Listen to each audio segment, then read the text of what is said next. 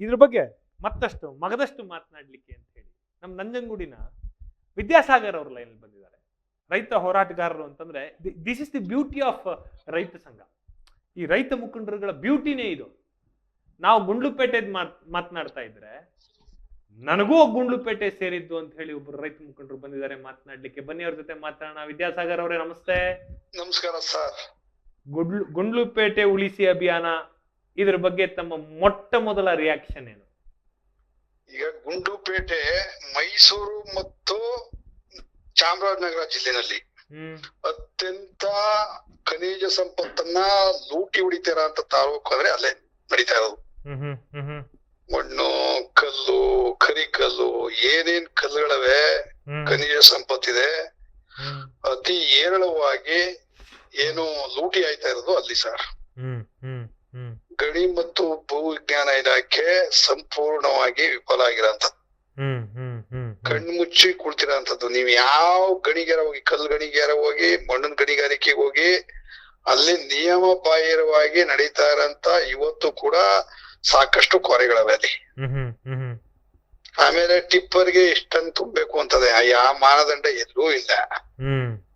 ಈ ತರ ಪರಿಸ್ಥಿತಿಗಳು ಅಲ್ಲಿರೋಂಥದ್ದು. ಇದಕ್ ಸಂಬಂಧಪಟ್ಟಂಗೆ ಸಾಕಷ್ಟು ಬೇರೆ ಗಣಿ ಮತ್ತು ಭೂವಿಜ್ಞಾನ ಇಲಾಖೆ ಅಧಿಕಾರಿಗಳು ಕೂಡ ಇವತ್ತು ಅದಕ್ಕೆ ತಡೆಗಟ್ಟಕ್ಕೆ ಸಂಪೂರ್ಣವಾಗಿ ವಿಫಲರಾಗಿರತ್ತದ್ದು. ಇವತ್ತು ರಾಜಕಾರಣ ಮತ್ತೆ ಕಾರ್ಯಾಂಗ ಮತ್ತು ಶಾಸಕಾಂಗ ವ್ಯವಸ್ಥೆ ಗಣಿ ಮಾಫಿಯಾದ ಹಿಂದೆ ಬಿದ್ದಿರೋಂತ ನೇರವಾಗಿ ಗೋಚರಿಸ್ತಾ ಇರೋಂಥದ್ದು ನೋಡಿ. ಹಂಗಾಗಿ ಇವತ್ತು ಆ ವಿಚಾರಕ್ಕೆ ಅಲ್ಲಿ ನೂರಾರು ಬಲಿಗಳು ಆಗ್ಬೇಕಾಗದೆ. ಈಗ ಆ ಟಿಪ್ಪರ್ಗಳು ನಿಯಮ ಬಾಹಿರವಾಗಿ ಅತಿ ಹೆಚ್ಚು ಸರ್ಕನ್ನ ತುಂಬ್ಕೊಂಡು ಹೋಗಂತ ಸಂದರ್ಭದಲ್ಲಿ ಆಕ್ಸಿಡೆಂಟ್ಗಳು ಪದೇ ಪದೇ ಆಯ್ತಾವೆ, ಸಾಮಾನ್ಯ ಜನ ಸಾಯ್ತಾವ್ರೆ. ನೋಡಿ, ಇದು ಆಯ್ತಾ ಇರೋಂತ ಸರ್. ಇದಕ್ಕೆ ಯಾರು ಕಡಿವಾಣ ಹಾಕ್ಬೇಕು? RTO ಅಧಿಕಾರಿಗಳು ಕಡಿವಾಣ ಹಾಕ್ಬೇಕು, ಗಣಿ ಮತ್ತು ಭೂವಿಜ್ಞಾನ ಇಲಾಖೆ ಅಧಿಕಾರಿಗಳು ಕಡಿವಾಣ ಹಾಕ್ಬೇಕು. ಈ ಡಿಪಾರ್ಟ್ಮೆಂಟ್ ಗಳು ಇದ್ದವ ಇಲ್ವಾ ಅನ್ನೋದೇ ಗೊತ್ತಿಲ್ಲ.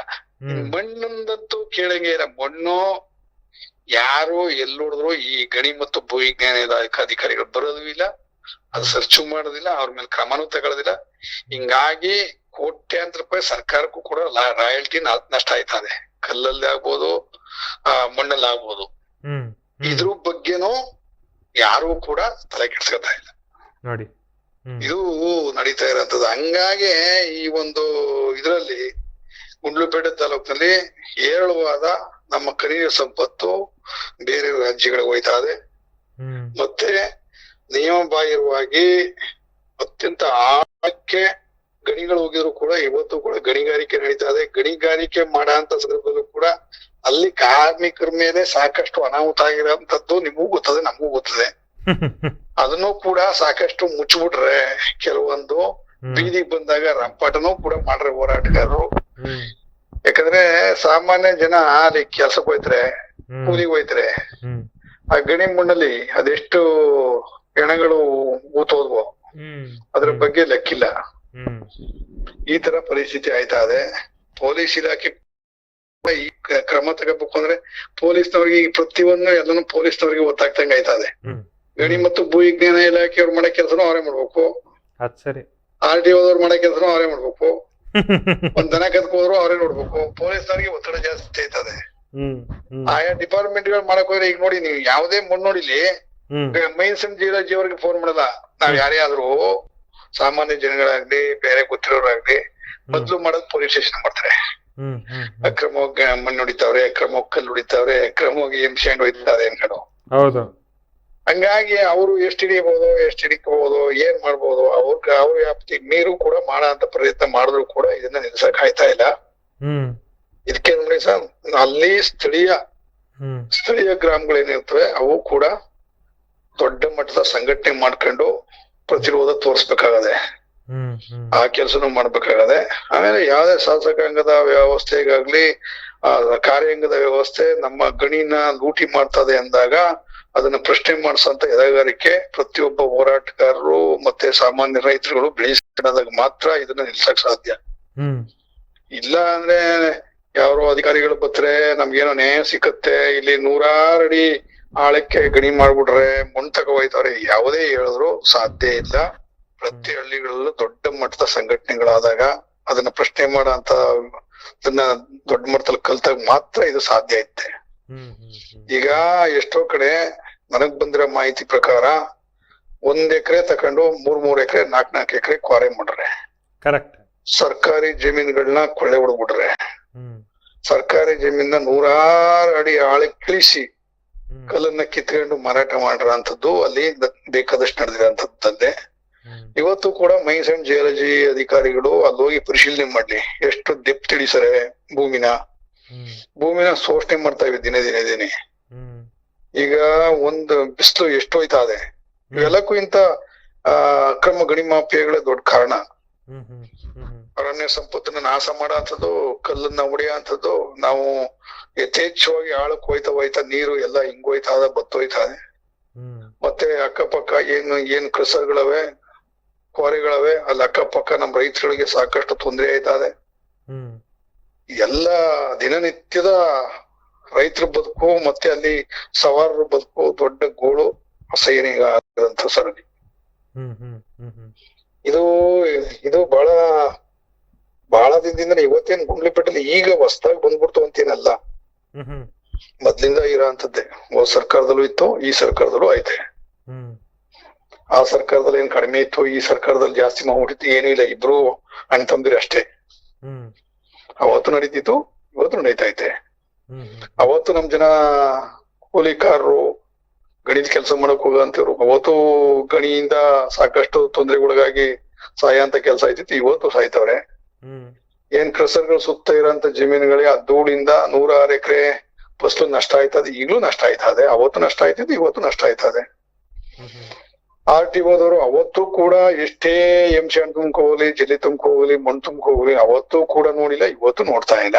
ಅವ್ರ ಕಣ್ಣಿದ್ದು ದೊಡ್ಡ ಕುಡ್ರಂಗೆ ನೋಡ್ದಂಗೆ ಇವತ್ತು ಕೂಡ ಅವರ ಕಾರ್ಯವೈಖರಿ ನಡೀತಾ ಇದೆ.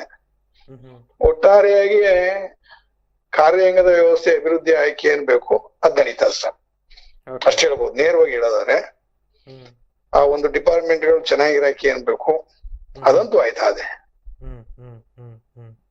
ಇದು ವ್ಯವಸ್ಥೆ ಆಗ್ಬಿಟ್ಟಿದೆ ಸರ್ ಅಲ್ಲಿ ಗುಂಡ್ಲುಪೇಟೆನಲ್ಲಿ.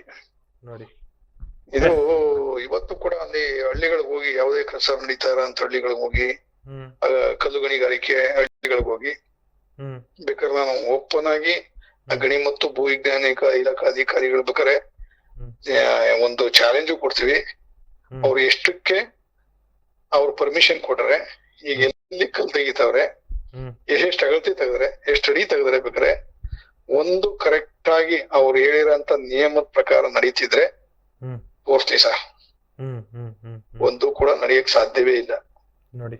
ಅಂತ ನಿಯಮಗಳನ್ನ ಸಂಪೂರ್ಣ ಗಾಳಿಗೆ ತೂರ್ರೆ ಅಂದ್ರೆ ಇದು ಮನ್ಸನ್ನ ಉಳಿಸ ಅಂತ ಒಂದು ವ್ಯವಸ್ಥೆ ಅಲ್ಲ. ಪ್ರಕೃತಿನೇ ಇವ್ರು ಬಗ್ದು ಮುಕ್ತವ್ರೆ. ಇದು ಮನ್ಸರ ಜೀವ ಎಲ್ಲೋ ಹೋಗ್ಬೇಕು. ಕರೆಕ್ಟ್. ರೈತರು ಪ್ರಕೃತಿ ಮೇಲೆ ಅವಲಂಬಿತರಾಗಿ ಬದುಕ್ತಾ ಇರೋರು ನಾವು ರೈತರು. ಈ ಭೂ ಸಂಪತ್ತನ್ನ ಸಂಪೂರ್ಣ ನಾಶ ಮಾಡ್ಬಿಡ್ತಾವ್ರೆ. ನಾವು ಬದುಕದಿಲ್ಲಿ ಆ ಕಾಮನ್ ಸೆನ್ಸ್ ಇಲ್ವಲ್ಲ ಸರ್, ಕಾಮನ್ ಸೆನ್ಸ್ ಇಲ್ವಲ್ಲ. ನೀವು ಆಳಕ್ಕೆ ಇಳಿಸ್ತಾ ಹೋದಂತೆ ಸರ್ ನಮ್ಮ ಅಂತರ್ಜಲ ಸಂಪೂರ್ಣ ನಾಶ ಐತೆ. ಕಲ್ಲು ಮೇಲ್ಗಡೆ ನೀವು ದೊಡ್ಡ ಬೆಟ್ಟದಿಂದ ನೀರ್ ಬರ್ತದ ನೋಡಿ, ಅದು ಪೂರ್ತಿ ಹಳ್ಳ ಆದ್ರೆ ಏನಾಯ್ತದೆ ಸವಕಳಿ. ಈಗ ಪಶ್ಚಿಮ ಘಟ್ಟಗಳನ್ನ ನೀವು ನಾಶ ಮಾಡ್ಬಿಟ್ರೆ ಆಳ ಇಳಿಸ್ಬಿಟ್ರೆ ನೀರ್ ಬರ್ತದ ಸರ್ ನಮ್ಗೆ. ಕರೆಕ್ಟ್. ಹಿಂಗೆ ಇಲ್ಲೂ ಕೂಡ ನಮ್ಮ ಚಾಮರಾಜನಗರ ಜಿಲ್ಲೆ ಪ್ರಕೃತಿಗೆ ದೊಡ್ಡ ಕೊಡುಗೆ ಕೊಟ್ಟಿರೋಂಥದ್ದು. ಎಂತ ಡ್ರೈ ಲ್ಯಾಂಡ್ ಆದ್ರೂ ಅಲ್ಲಿನ ಆಹಾರ ವೈವಿಧ್ಯತೆ ಭಿನ್ನವಾಗದೆ ಮೈಸೂರಿಗಿಂತ. ಅಂತ ಒಂದು ಪ್ರಕೃತಿನೇ ನಾವು ಸಮತೋಲನ ಇರೋಂತ ಪ್ರಕೃತಿನೇ ಇವತ್ತು ಗಣಿಗಾರಿಕೆ ಸಂಪೂರ್ಣ ನಾಶ ಮಾಡ್ಬಿಟ್ಟೈತೆ. ಹಂಗೆ ಆಗಿರೋದು. ಈಗ ನೀವು ಗುಂಡ್ಲುಪೇಟೆ ನಮ್ಮ ಹಿರಿಕಾಟಿ ನಮ್ಮ ಈ ಕಡೆ ಹೋದ್ರೆ ನೀವು ಚಿಕ್ಕಾಟಿ ಭಾಗದಿಂದ ಎಂಟ್ರಿ ಆಗದೆ, ಈಗ ಮೈಸೂರ್ ಕಡೆಯಿಂದ ಗುಂಡ್ಲುಪೇಟೆಗೆ ಎಂಟ್ರಿ ಆಯ್ತೀನಿ ಅಂದ್ರೆ ನಿಮ್ಗೆ ವೆಲ್ಕಮ್ ಮಾಡವೇ ಕಸರ್ಗಳಲ್ಲಿ ದೊಡ್ಡ ದೊಡ್ಡ ಗಣಿಗಳು, ಕಲ್ಲು ಗಣಿಗಳು, ದೊಡ್ಡ ದೊಡ್ಡ ಟಿಪ್ಪರ್ಗಳು ನಿಮ್ಗೆ ವೆಲ್ಕಮ್ ಮಾಡ್ತಾವ ಅಲ್ಲಿ. ಇದು ಕಾಡು ಏನು ಕಾಡನ್ನ ನೋಡಕ್ಕೆ ಅಲ್ಲಿ ಪ್ರಕೃತಿನ ಸವಿಯಕ್ಕೆ ಜನ ಹೋಯ್ತಿದ್ರು, ಅವ್ರಿಗೆ ಎದುರಾಗ ಅಂತೇವೆ ಇವು. ಅಂದ್ರೆ ನಾವು ಈ ವ್ಯವಸ್ಥೆಗೆ ಏನ್ ಹೇಳ್ಕೊಡ್ತಾವಿ ಅಂದ್ರೆ ಈ ಪ್ರಕೃತಿನ ಶೋಷಣೆ ಮಾಡಿ ಶ್ರೀಮಂತರಾಗ್ಬೇಕು ಅನ್ನೋದನ್ನ ನಾವು ಮೆಸೇಜ್ ಅನ್ನ ಪಾಸ್ ಮಾಡಂಗದೆ ಅಲ್ಲಿನ ಸ್ವಾಗತ. ನೋಡಿ ನೋಡಿ ಇದು ವಿಚಾರ ಸರ್. ಎಸ್, ಬಹಳ ಬ್ಯೂಟಿಫುಲ್ ಆಗಿ ಹೇಳಿದ್ರಿ ಸರ್. ಹೇಗೆ ಇದರಿಂದ ಕಮ್ ಬ್ಯಾಕ್ ಮಾಡೋದು ಸರ್? ಈಗ ಅವ್ರು ಏನ್ ಪರ್ಮಿಷನ್ ಕೊಟ್ರೆ ಪ್ರತಿ ಒಂದಕ್ಕೂ ವೈಜ್ಞಾನಿಕ ಸರ್ವೆ ಅದ. ಈಗ ಮೊದ್ಲಾದ್ರೆ ಚೈನ್ ಹಿಡ್ಕೊಂಡು ಅದ್ ಹಿಡ್ಕೊಂಡು ಇದ್ ಹಿಡ್ಕೊಂಡು ಎಲ್ಲ ಮಾಡ್ಬೇಕಾಗಿತ್ತು. ಈಗ ಡ್ರೋನ್ ಸರ್ವೆ ಮಾಡ್ಬೋದು, ಎಲ್ಲಾ ತರ ಸರ್ವೆ ಮಾಡ್ಬೋದು. ನಾವೆಷ್ಟು ಗಣಿಗಾರಿಕೆಗೆ ಈಗ ಒಬ್ಬರಿಗೆ ಎಷ್ಟು ಗಣಿಗಾರಿಕೆಗೆ ಅವಕಾಶ ಕೊಟ್ಟಿದ್ದವು, ಅವ್ರು ಎಷ್ಟು ಮಾಡ್ತಾ ಇದ್ರು, ಎಷ್ಟು ಆಳ ಇಳಿಸ್ಬೇಕಾಗಿತ್ತು, ಎಷ್ಟು ಆಳ ಮಾಡಿದ್ರು. ಅವ್ರಿಗೆಲ್ಲರಿಗೂ ಪೆನಾಲ್ಟಿ ಹಾಕಂತದ್ ಏನು ಆಗಿಲ್ಲ ಇದುವರೆಗೆ. ಒಬ್ಬೊಬ್ಬರ್ತು ನೀವ್ ಹಂಗ ಆಗಕ್ ಹೋದ್ರೆ ಅವರು ಈ ಪ್ರಕೃತಿಗೆ 10,000 ಕೋಟಿ ಖರ್ಚು ಮಾಡಿದ್ರು ಆ ಒಂದು ಪ್ರಕೃತಿಯ ಸಮತೋಲನ ಮಾಡಕ್ಕಾಗಲ್ಲ, ಅಷ್ಟೊಂದು ನಾಶ ಮಾಡ್ರು ಸರ್ ಅಲ್ಲಿ. ಬೇಕಾದ್ರೆ ನೀವು ನೋಡ್ಬೋದು, ದೊಡ್ಡ ಮಾಫಿಯಾ ಆಗ್ಬಿಟ್ಟಿದೆ ಅದು. ಎಲ್ಲಾ ರಾಜಕೀಯ ಶಕ್ತಿ ಇರೋಂತಿವ್ರು ಕಾರ್ಯಾಂಗದ ಜೊತೆ ಸಾಮಿಲಾಗಿರೋಂತಿವ್ರೆ ಅಲ್ಲಿ ಕೆಲಸ ಮಾಡ್ತಾ ಇರೋದು. ಇನ್ ಬೇರೆ ಸಾಮಾನ್ಯ ಜನರು ಅಲ್ಲಿ ಗಣಿಗಾರಿಕೆನೂ ಮಾಡಕ್ಕಾಗಲ್ಲ, ಕಸರು ಮಾಡಕ್ಕಾಗಲ್ಲ, ಏನು ಮಾಡಕ್ಕಾಗಲ್ಲ. ಇದು ಪರಿಸ್ಥಿತಿ. ಅಲ್ಲಿ ಯಾರು ಮಾತಾಡಿದ್ರು ಅದ್ರ ವಿರುದ್ಧ ಅಲ್ಲಿ ಬಾಯಿ ಮುಸ್ಬಿಡ ಅಂತ ಒಂದು ವ್ಯವಸ್ಥೆನೂ ಕೂಡ ನಡೀತದೆ. ಹಂಗಾಗಿ ಇವತ್ತು ಕೂಡ ಬೂದಿ ಮುಚ್ಚಿದ ಕೆಂಡದ ತರ ವ್ಯವಸ್ಥೆ ನಡ್ಕೋಯ್ತಾ ಇದೆ ಇವತ್ತು. Yes, thank you so much sir. ಇಷ್ಟೊಂದು ಜೊತೆ ಮಾತನಾಡಿದ್ದಕ್ಕೆ. ಜನರ